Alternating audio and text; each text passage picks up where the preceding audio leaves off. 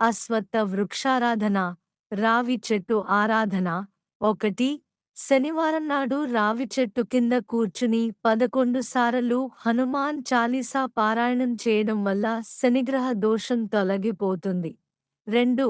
భయావహమైన శత్రుబాధలు కలవారు రావి చెట్టు కింద కూర్చుని 41 రోజులు హనుమత్ సహస్రనామ పారాయణం చేయడం వల్ల ఆ బాధ తొలగుతుంది.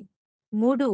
హనుమత్ సహస్ర నామాన్ని గాని హనుమాన్ చాలీసాను గాని పారాయణం చేస్తూ రావి చెట్టుకు 108 సార్లు పారాయణం చేస్తే సమస్త సంకట విముక్తుడవుతాడు.